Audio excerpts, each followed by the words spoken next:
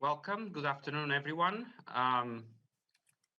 We are going to start this final day of Estoril Political Forum with our usual CIEP breakout session this year as the whole conference on an online format.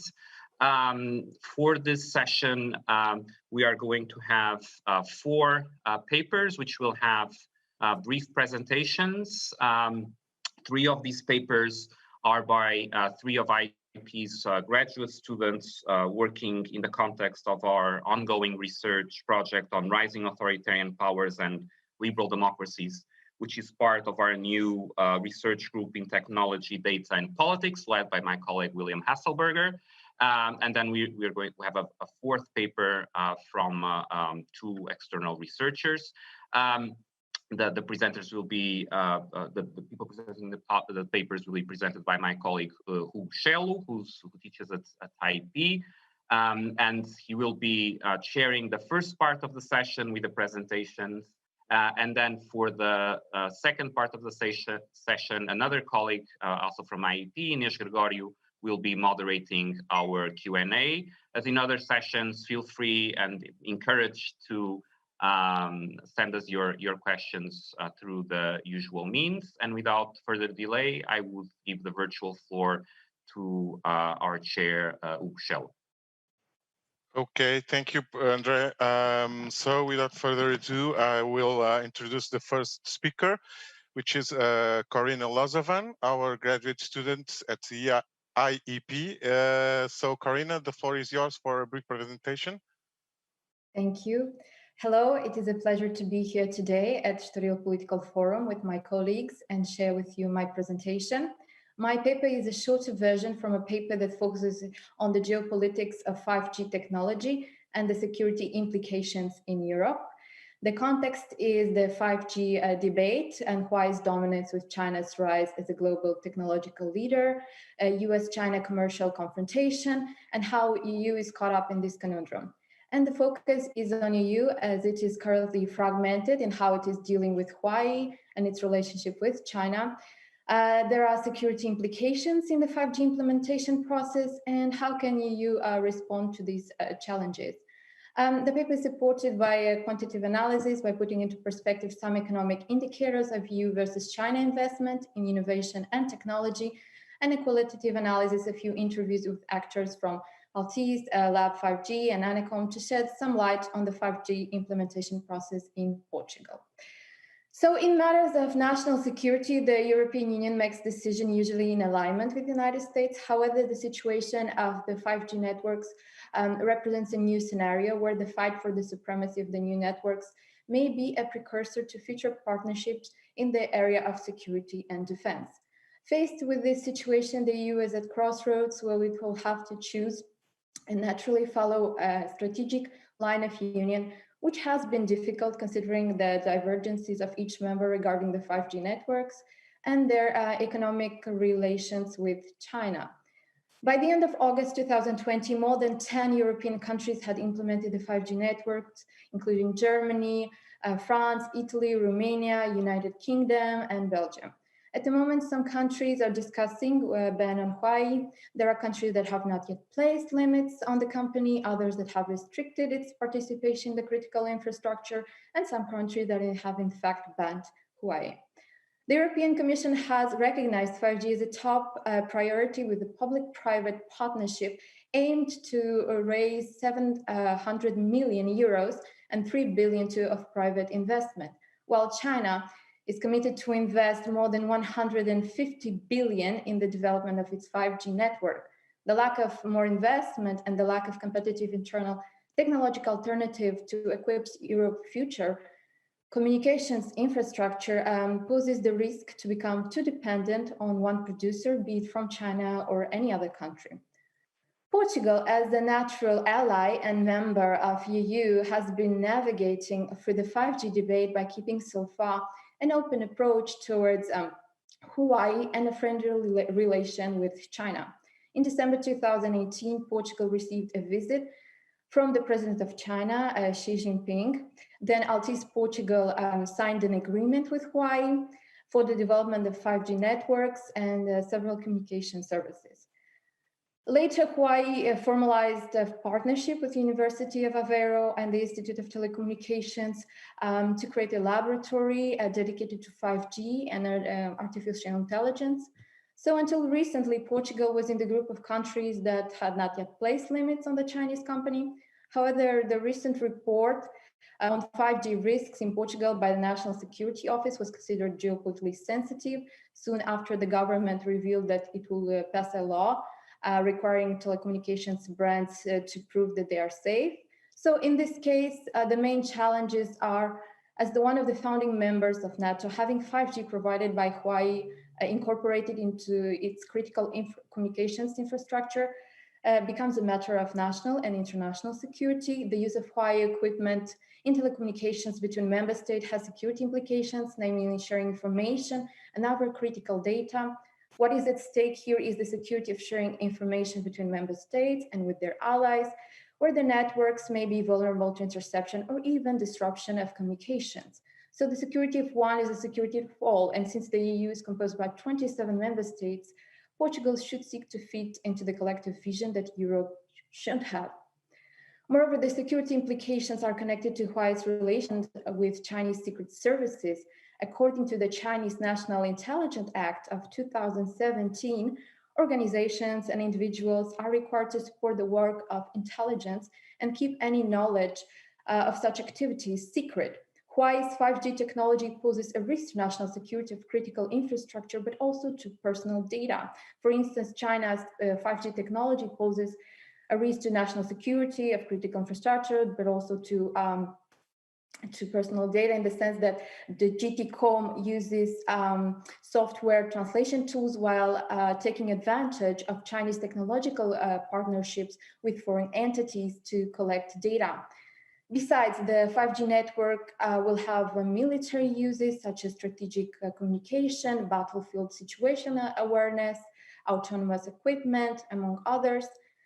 So considering the security implications, EU has the opportunity to develop and consolidate a strategy of a technological ecosystem with its own industrial autonomy.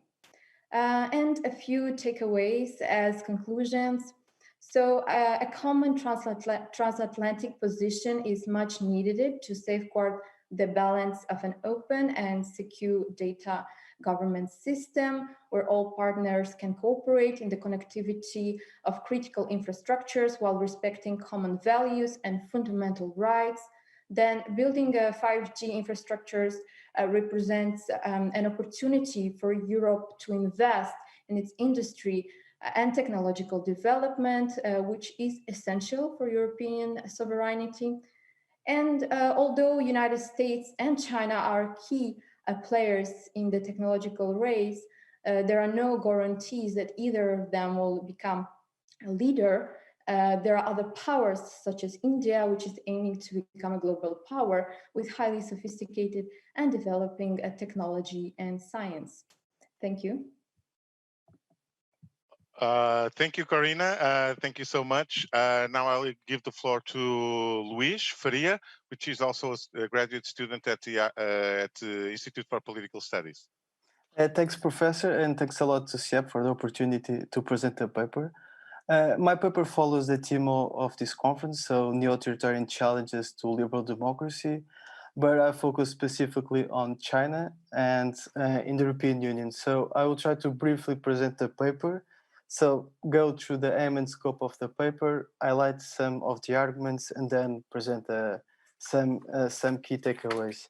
So the main objective and target of the paper is to assess whether the European Union has the capacity and the economic strength to be effective in limiting the corrosive effects of China's sharp power in the preservation of a liberal world order.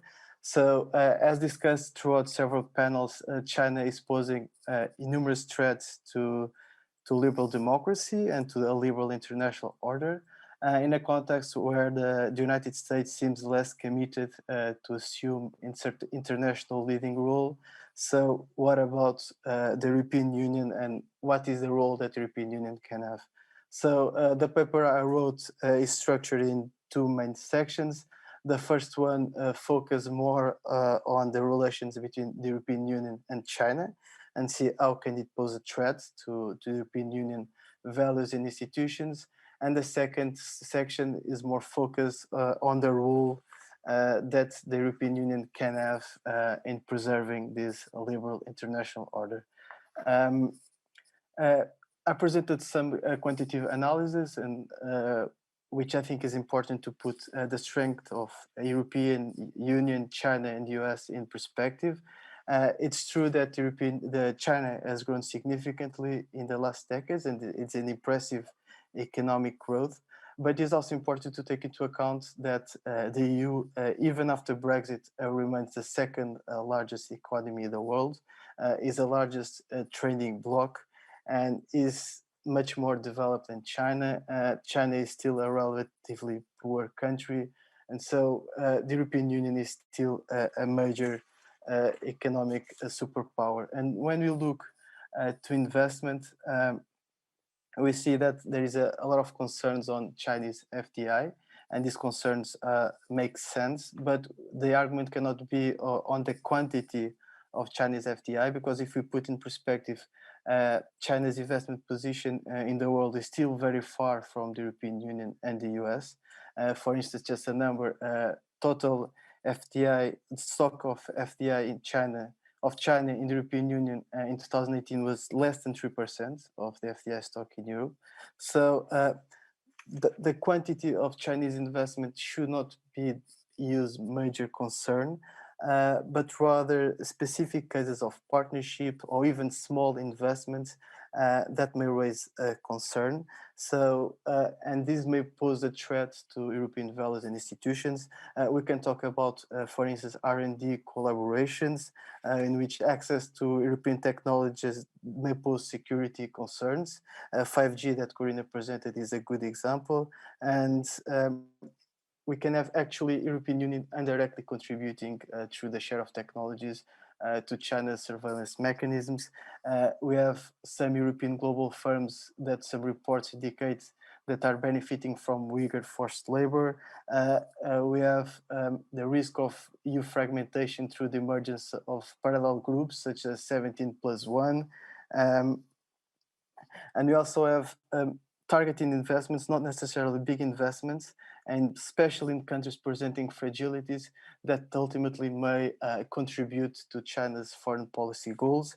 For instance, in 2017, for the first time, the European Union failed to issue a statement on human rights violation by China due to the vetoes of Greece and Greece. So China poses a threat. Investment is a problem, but we should go beyond the assessment of quantity and the flow of investment. And so what we see in this context is that the European Union needs to find a very complex balance between defending its own values, the Western values, but also it needs to continue cooperating with China. And so I argue in the paper that it's possible to have a liberal international order with China, but the stability of this order depends on the leadership of Western democracies. And it needs, of course, not just the defense of values, but also the military and economic capacity to actively promote them. And especially in terms of economic capacity, the European Union can still have a very preeminent role.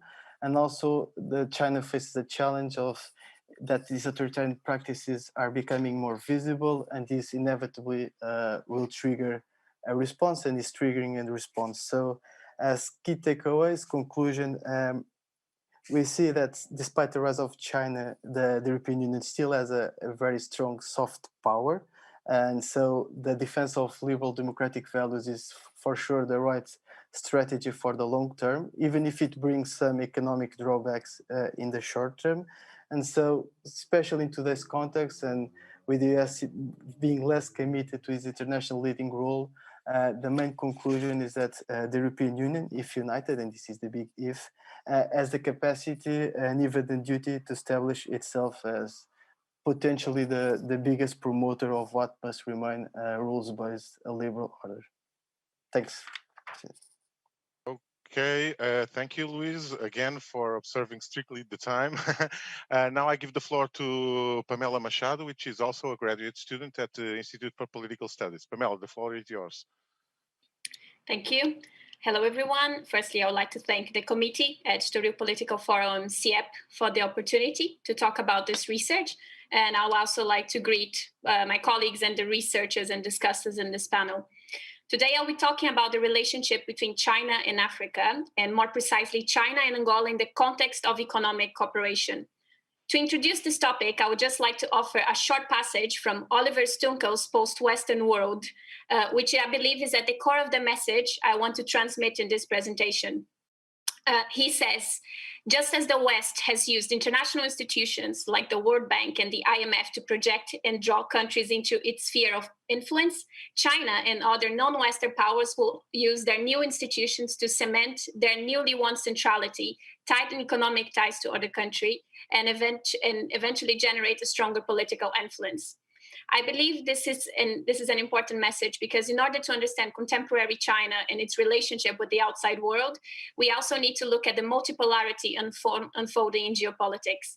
China has become a protagonist in global affairs, and what we've been seeing in the past few years show us that it will continue to do so. And not only China, but emerging economies across the globe have grown in prominence and are increasingly playing an important role in the economy. In this presentation, I intend to present new types of economic relationships that are growing within this framework. China and African relationship have been growing stronger since the creation of the Forum on Africa and China Cooperation in 2000. Since then, China has become Africa's main trading partner and today ranks amongst the largest investors in African countries and African economies, along with the United States, the UK, France, and Russia. The provision of loans and credit lines are at the crux of this relationship. In parallel to the roles of the World Bank and the IMF, China established the Exim Bank, which is a state body engaged in international economic development and cooperation. The Exim Bank has been acting as a key actor in providing and facilitating credit lines for African countries.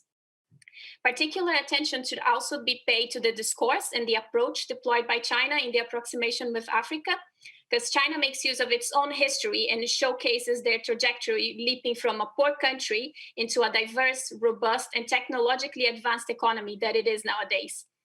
These lessons on economic development and know-how are welcomed by many developing countries. The political questions will often take a backseat as solutions for economic growth will tend to be a priority. In the case of Africa, the economic challenges vary from an urgent need to diversify the economy, create employment opportunities, and establish digital infrastructure. The finance minister of Angola, Vera Davis, said in 2019 that China has enough experience to help countries in Africa overcome their own development challenges nowadays. So in order to understand the economic relations between China and Angola, we need to see what Angola has to offer. Angola is indeed one of the largest economies in sub-Saharan Africa. It's rich in natural resources and is Africa's second largest oil producer.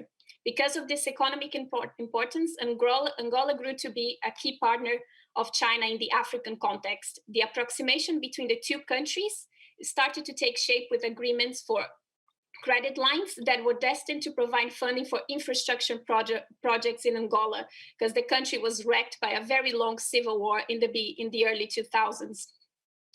The first negotiations took place between 2002 and 2004 and resulted in a first loan agreement that it was established as an oil-backed credit line, which means that the oil reserves in Angola would be used as a collateral asset to the payment of credits for China.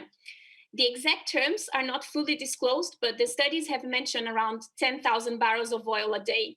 And beyond the shipments of oil to China, other conditions came attached to the loans, such as the provision that 70% of the construction and civil engineering work to be carried out in Angola must be awarded primarily to Chinese companies.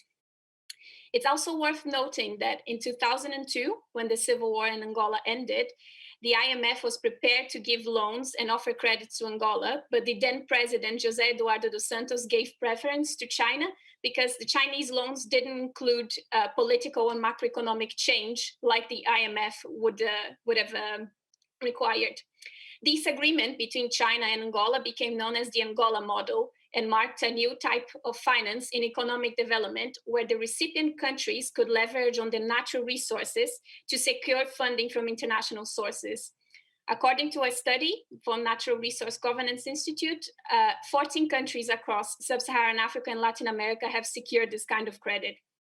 But what is the implication of this loan? It's basically countries that take this kind of loan are more prone to financial distress and deterioration of debt sustainability. In the case of Angola, the country is largely dependent on oil. And because Angola is an OPEC member, it's at times pressure to cut oil production when oil prices fall, which has happened recently in the past few months. This means that a limit on exports coupled with oil cargoes that are compromised because of the loan agreements with China will result in less revenue for the country. The Chinese loans nowadays represent 45% of Angola's external debt, and in 2019 surpassed $20 billion. The question of debt burden is indeed not only seen in Angola, but in other developing countries. In the African nation of Djibouti, for example, Chinese debt alone was 39% of the country's GDP. As a final consideration, I would just like to note that I'm well aware that there are several other aspects of Chinese foreign relations that deserve further analysis, but due to the time constraints, I kept this presentation centered on the Angola model, which I believe deserves further reflection, because it's not only seen in Angola, but other countries, developing countries where economic instability and poor governance are still a reality. Thank you very much. Okay, thank you, Pamela. Now I give the floor to Zakaria Sajir from the European Anti-Poverty Network. Zakaria, the floor is yours.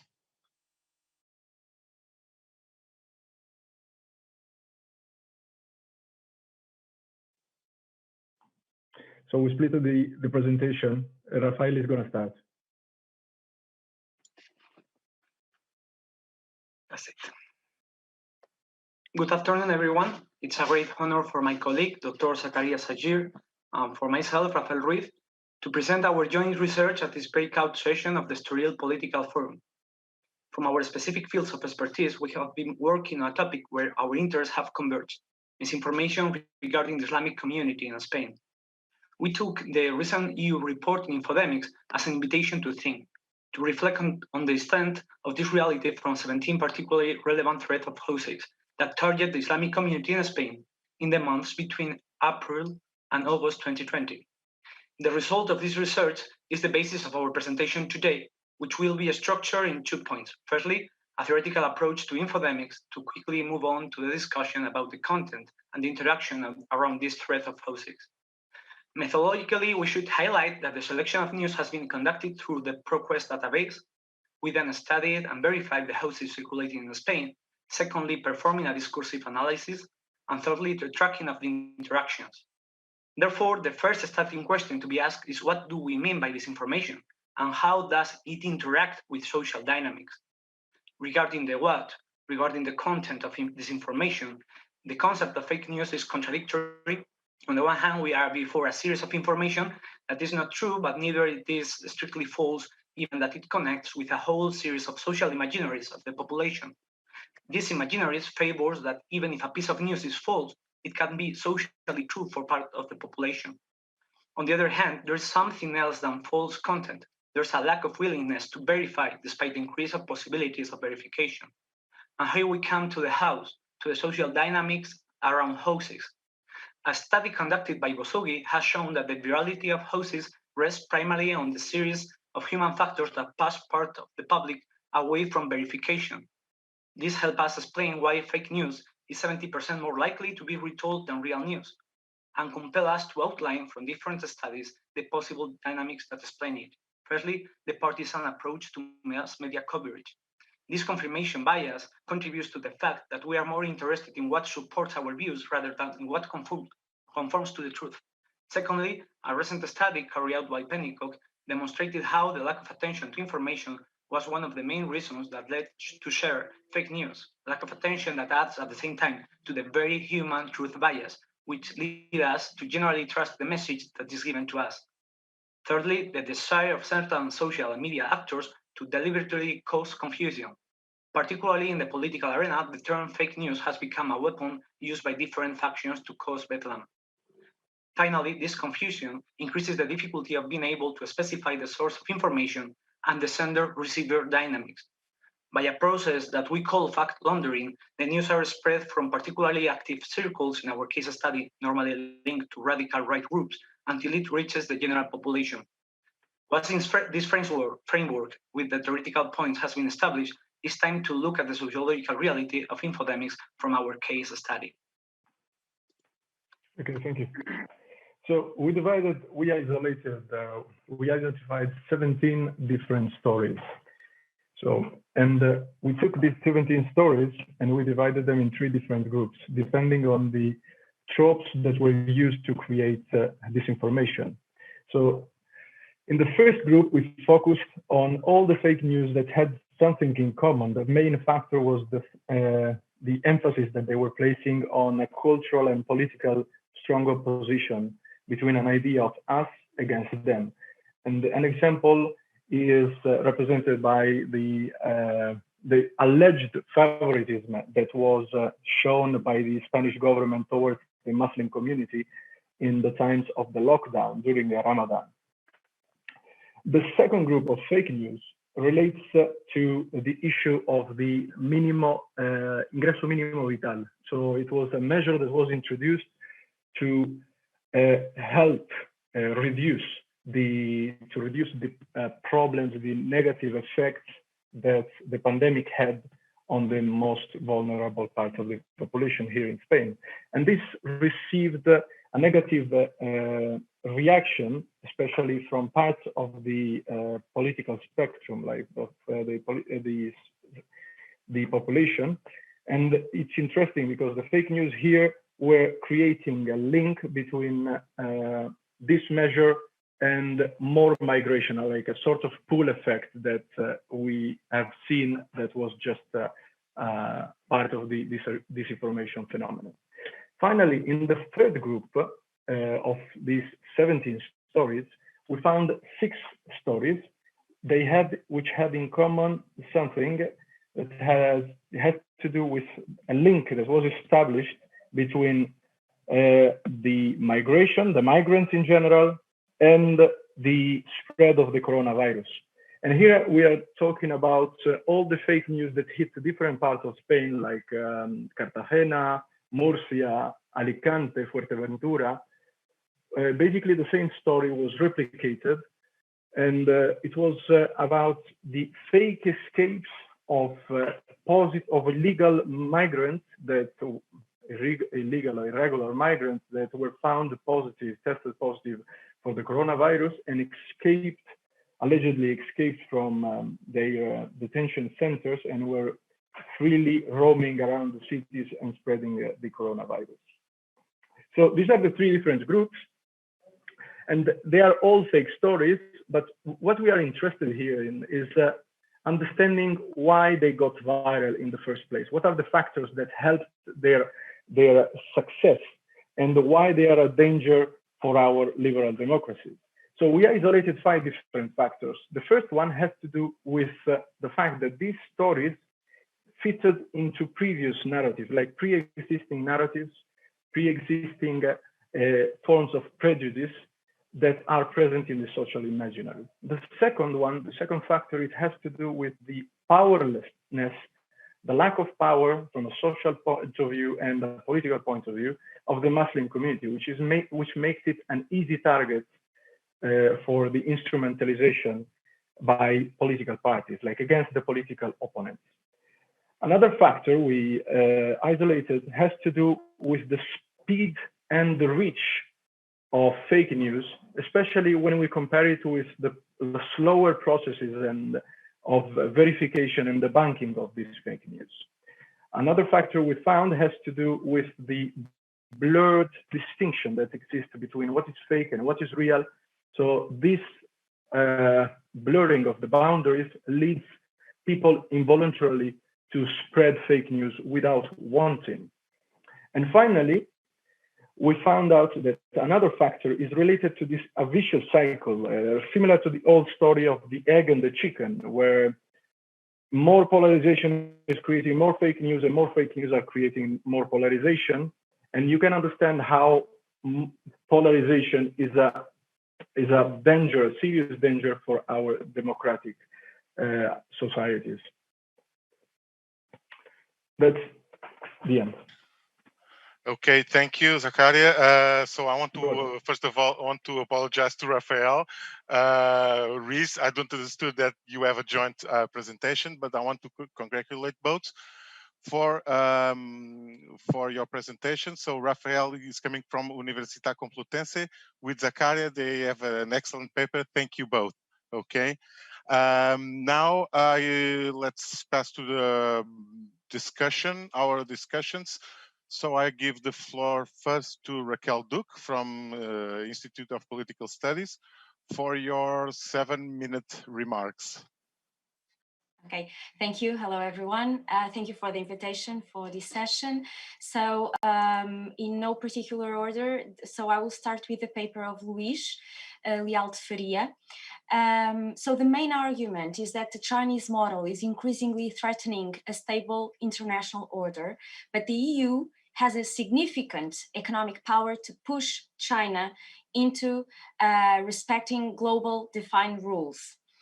However, for the author, this will only happen if the EU stays united, and the argument has merits.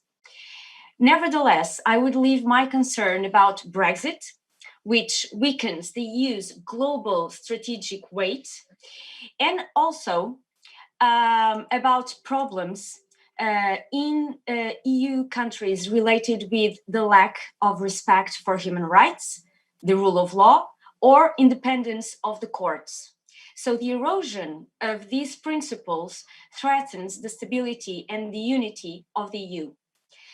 An important idea also mentioned in this paper is that recent US foreign policy has been a critic of international organizations.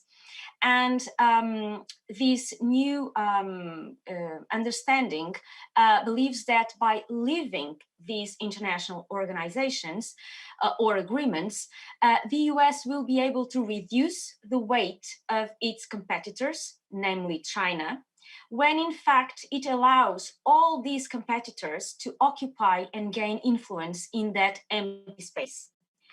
At the same time, this isolationist attitude poses a problem to the European allies, who are left with the burden of maintaining the defense of freedom, the defense of the rule of law and human rights at the negotiations table. Finally, an aspect that has been somehow neglected by scholars and has actually a great impact in long-term policymaking is the growing presence of Chinese diplomats and experts on top positions in international organizations, such as a very critical one, International Telecommunications Union, where the discussion over the internet and the 5G is taking place, or the Food and Agriculture Organization. Both are led by Chinese, Ms. Hulan Zhao in the ITU and Ku Dongyu in FAO. Going to the second paper that I analyzed of Karina Lozovan, the paper succeeds in pointing out the crucial points in terms of geopolitics, economics and security in the dilemma the EU finds itself regarding 5G technology. In fact, 5G carries the promise of revolutionizing all spheres of daily life. Huawei currently leads the field in 5G infrastructure, and as such, for the first time in modern history, China is in a prime position to lead the world in this potentially game-changing technology. For months, the United States and China have been pressuring European countries to choose a side. Caught between these two powers, Europe's vulnerability is visible. On the one hand, European countries depend on China's central position in the value chain, information, communication technology, in particular regarding hardware. On the other hand, the United States dominates software development and remains Europe's prime security guarantor. So the US government frames 5G as a matter of national security. This argument rests on three pillars: security, economy, and systemic confrontation, like the two blocks, like in the Cold War, but now against China. So I leave a question. Which one of the following two approaches seems to be most pressuring for Europe? The approach that situates the issue of 5G within a broader context of geopolitics, so there is a confrontation between two different political and economic systems, or a second approach, a network security that focuses on the security challenges of digital communication networks themselves and considers, for example, an end-to-end encryption of the application level. So this is a more technical approach, but which one seems more pressuring for Europe? Now going to the third paper that I've analyzed of Pamela Machado. So the article shows the importance of China as one of the biggest investors in African economies, and also how China presented a new type of financing the economic development, where recipient countries, African countries, could, in the author words, leverage on their natural resources to secure credit to support development. The resources of Africa and the geopolitical dispute that they generate between the US and China may, in the author's opinion, represent a key opportunity for the implementation of democratic and transparent processes which prioritize development and well-being for their population, improve governance practices, and secure much-needed investment. So this was a citation from the article. But I would like to ask, what is the incentive for the political and economic elites of African countries to change the way of doing business? Finally, the fourth paper of Dr. Zacarias Sagir and Rafael Ruiz, Dr. Rafael Ruiz. So this article presents a solid work of analysis of fake news circulating in Spain during the pandemic. It is particularly important, the reference to the term infodemic, which refers to the dynamics of our modern information space, where trustworthy information is difficult to distinguish from an overwhelming sound of competing and in some cases conflicting voices. Indeed, with COVID-19, there are already countless cases of false rumors, misinformation, conspiracy theories spreading online and offline. The problem of false news is not new, fake news is not new, but as the authors mentioned, a rapid circulation of news is facilitated by new communication technologies, WhatsApp, Twitter, Facebook, YouTube, which allow fake news to rapidly reach a broad audience, creating stable connections between independent phenomena. I would like to underline that social media companies have implemented stricter policies and have taken stronger actions to stop misinformation related to COVID-19 than they have, for example, towards political misinformation. However, if people may be more accepting of these restrictive policies, it is important to caution that emergency powers invoked by the platforms today could continue beyond the pandemic. So this is one alert that I'll give. So social media companies have been doing something to counter misinformation, but until when? We also must remember that it is important to use the official sources, such as the website of the organizations themselves, like the World Health Organization. But is this enough?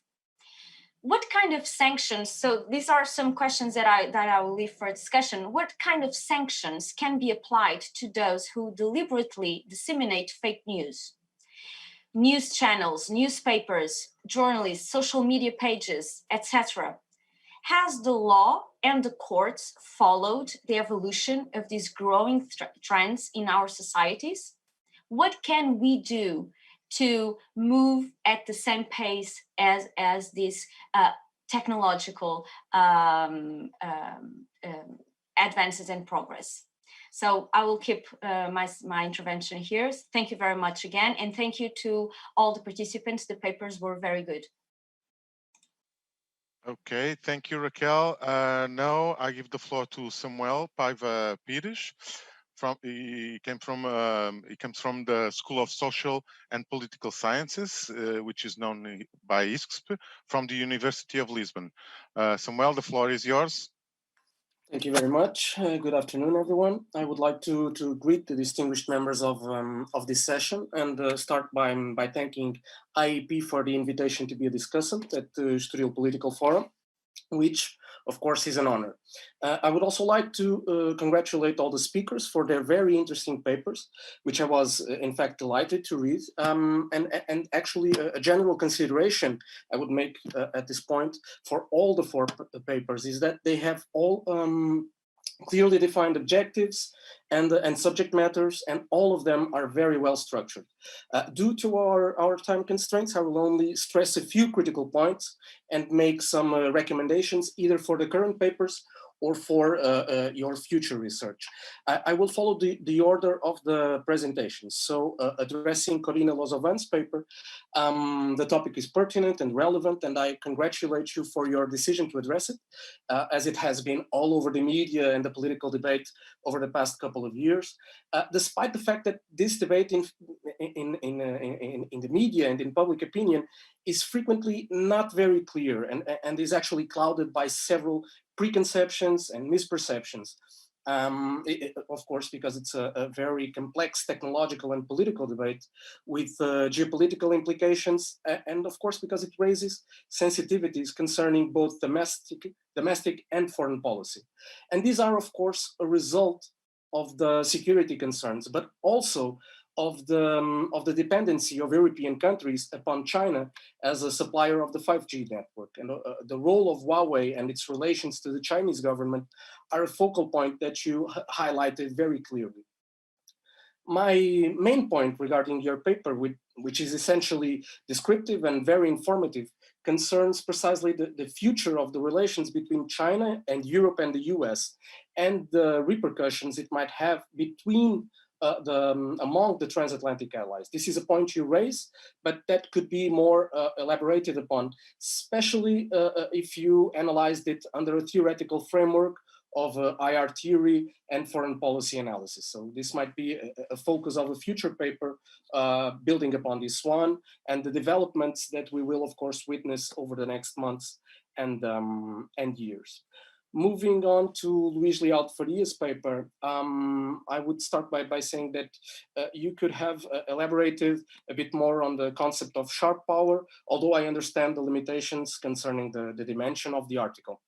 Nonetheless, the case of Hungary, which you develop, is a good example of China's use of sharp power. You you develop a fine portrait of China's economy and China and EU commercial relations. But I would just point out that on top of the focus on GDP, which is a flow, one should complement it with the accumulated wealth measure of the World Bank, which is actually a stock that provides information about the long-term health of an economy, its capacity to sustain growth. And on that measure, China pales in comparison with several countries, reflecting an inefficient economy with high production costs, low productivity, and large investments that end up wasting a lot of financial resources on projects with low returns, which actually led to to a worrying increase in Chinese debt. Concerning the compatibility of the EU and China's divergent political and economic models with the maintenance of a liberal international order, you resort to John Eikenberry and liberalism And my point here would be that your analysis could be deepened by contrasting it with the arguments of neo-realist and neoclassical realist authors such as Mearsheimer, William Wolford, or Fareed Zakaria. And actually, Mearsheimer's book, The Great Delusion, published a couple of years ago in 2018, is an essential work in this regard that I would leave as a suggestion.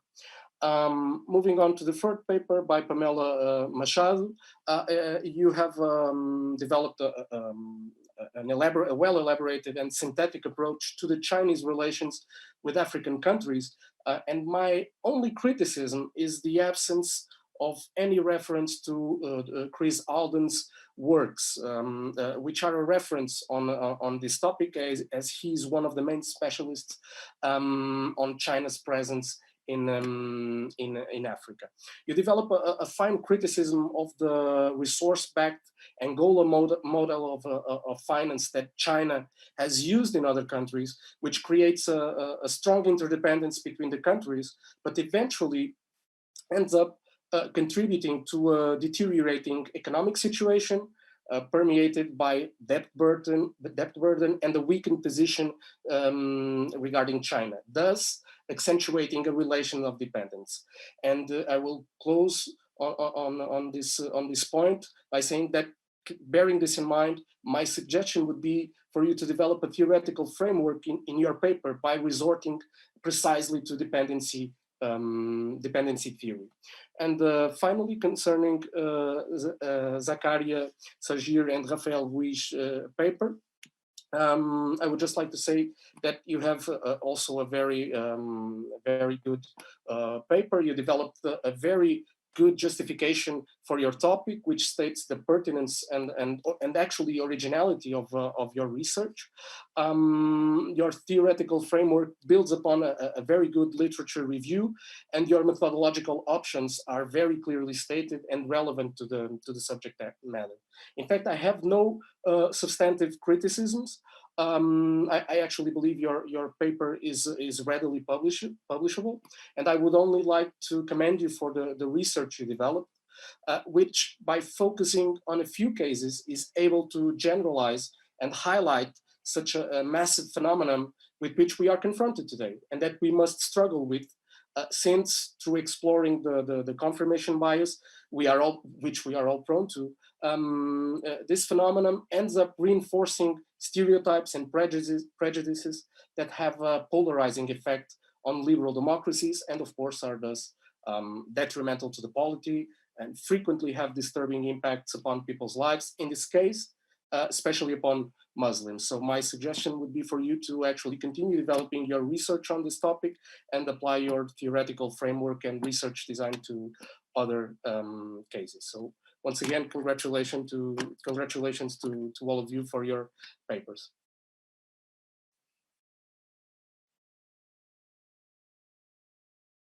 Okay, thank you very much to both our discussants for many points they raised for discussion. We have another question from the public, which is from Manuel Torres, a PhD student from our institute, and I guess it's directed to Corina. And it says, in the dawn of the fragmentation of the open internet, how can we build a secure 5G space? Is a EU firewall unavoidable? So my suggestion now would be each paper will have 2 minutes to comment either the question and the points raised by both discussants, and then we will pass again the floor to Professor André to close the session. So maybe we can use the same order. So Corina, the floor is yours. So first of all, thank you so much for the analysis, comments, and suggestions, both to Raquel and Samuel. They will be very good for me to include into my paper. And regarding the question you mentioned to develop, yes, I would like to do that later regarding the relation between US, China, and Europe.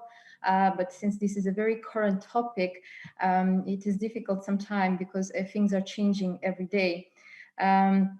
And the other question that Raquel poses I would say that 5G can be placed within the geopolitics of different economic and political system, but also security issues, since in some way both are complementary. Without a safe environment, democratic values, critical data sharing and protection, data accessibility, transparency, and so on cannot be guaranteed if security is compromised. So in the case of 5G, Beijing's digital reach is not only motivated by economic motives, but is connected to competition between political systems, where we have liberal democracy on the one hand and China's communist authoritarianism on the other. So I think the European Union and the United States can have common interests in technology and also share, of course, democratic systems and values. And therefore, it is fundamental to open a deep transatlantic discussion on the role of 5G and also other technology, which is essential to ensure mutually beneficial cooperation. And I think there are many possibilities where EU can work on joint technology initiatives with US and also other partners, like Australia, for instance. Regarding Manuel's question, European firewall to be unavoidable. I hope not, but we need a more secure environment.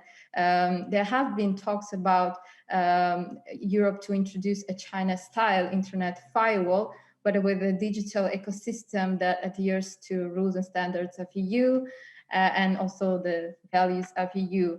But even if that epitomizes democracy and transparency, the internet will become fragmented, and the world as well. The global internet will be crushed, and I think that is not what the creators of internet envisioned. So we need to work more with our partners, as I mentioned, with US and other countries to ensure that there is a secure environment of 5G. We cannot let internet to be fragmented. Already we have the China firewall system and Russia, who has recently approved many laws regarding internet, which makes internet even more restrict. It's the concept of sovereignty of internet that they have introduced, almost as that concept from the Treaty of Westphalia, where they talk about sovereignty of states, Russia.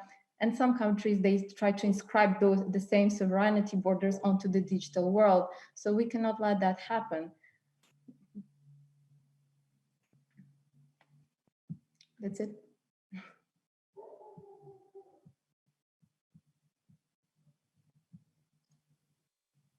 Is your sound? Sorry. Yeah, sorry, Luis, please. Thank you very much, Karina. Thanks, Ines. I would like just to thank very much Professor Raquel and Professor Samuel for the comments. I think they are really, really useful. On the comments of Professor Raquel, so I acknowledge that maybe the paper presents a too optimistic view about European unity. The point is, and I think it's an idea to develop, is that this unity maybe at some extent, I mean, at least is visible, and at least we can talk about that. And I think this is a big advantage of having a bunch of liberal democracies discussing. But your suggestion for checking for Chinese diplomats and international institutions, I mean, I think is really, really useful. And on Professor Samuel, I really thank your comments. I think I should focus clearly more on stocks, and this is the suggestion, the concrete suggestion to the accumulated wealth measure is a very good one. And I think I should develop more on the Chinese fragilities, economic fragilities. And yes, I agree that maybe to opposing views to John Eckenberg, I think it's also good to complement. And I think at least I have a structure, and I really thank your suggestions. Thank you, Luis. Pamela, please. Well, thank you for the discussant's comments. Samuel, thank you for your reference to the paper. And I do know that this is such a vast, rich topic. And sometimes, because we're always constrained to words, to word limit. it's difficult to express everything we want to express. I think dependency theory, you are absolutely right, is a very interesting topic, and it deserves further reflection. So thank you very much. It was definitely very good feedback. And about Raquel, thank you as well for the comments, and particularly when you posed the question, and what is the incentive for African leaders and the African elite? I think that's a question a lot of us would have and been watching. What I like to point out is, back to my colleague's Louise paper, that the US and Europe, they are still very relevant. They are still, they are not forces that can be ignored. Although we're talking about China, and the research has been looking at the influence and the presence of China in Africa, there is still, European countries still play a really important role. Not just in China, but in the global sphere as well. So I do think there are concerns to be addressed in Africa, but the role of the US and Europe is definitely not done yet. And there is the final point is that there is the point of the African agency that I mentioned is coming from African authors and the African media, which I thought it was relevant to point in the paper, which shows that this discussion is happening at their local level as well, which I think is very important. But thank you very much to the comments. Okay. Thank you, Pamela. Now I guess Zakaria will speak for both Zakaria and Rafael. So Yes. Please. Okay. Thank you very much to everyone, and thank you for your comments to the discussions. I will address the question that Professor Raquel gave us. So the question is about the punishment and the role that that international institutions can play here. So what we have noticed with our analysis, that the key word here is interest. So fake news are not a new phenomenon, as you said, but what is new is the transversal interest that fake news, that disinformation on health issues has raised. So it has attacked and hit at the same time transversally everyone, no matter the ethnic group, no matter the social class, no matter the nationality. So this helps to raise a common objective where private companies and institutions have played a role. But we don't think, Rafael and I, we share the same idea here. We don't think that this will last for a long time. I think it's an engagement that is episodic because of the type of interest that is driving it. In terms of the state, the public, we have seen something during an engagement. Like most of the time, the disinformation, like no other political party engaged directly with the disinformation process, like with these infodemics, except for one case. In the case of the spread of disinformation in Fuerteventura, in the island of Fuerteventura, in Canary Islands, we've seen that the Cabildo of Fuerteventura actually engaged directly, and they immediately found the people who were the source of the fake news and were threatened publicly to be processed, to be put into trial. And again, the key word here is interest, because the main reason that pushed the Cabildo to act publicly is the economic interest in this case, because the island lives out of the main interest is tourism in that case. So what we think is long-lasting is the role of the civil society. So civil society has to be engaged, fully engaged against the spread of this fake news. We have seen it. We have seen something during our studies, during our analysis, and this happened especially when the fake news are so clearly fake, is so obvious that you have an immediate reaction from other users. Okay, thank you. Okay, thank you so much. Thank you all for all our speakers. Professor André will now close the session. Thank Thank you very much, Inês. I'd just like to thank all presenters and also the discussants, my dear colleagues Raquel Duque and Samuel Paiva Pires, for their great commentary. Also thank everyone for a great discussion and not least the exercise in self-discipline in time management, which I think was truly amazing as well. We packed a lot in 60 minutes. And just a final announcement, we will continue to hold research seminars in our regular program throughout the year on these topics here at the Institute for Political Studies. This is a line of research we are very much focusing on, so stay in touch with us, and I'd like to invite everyone who is interested to take part in these sessions. And thank you very much again to everyone, also to everyone who was watching us. Thank you. Thank you.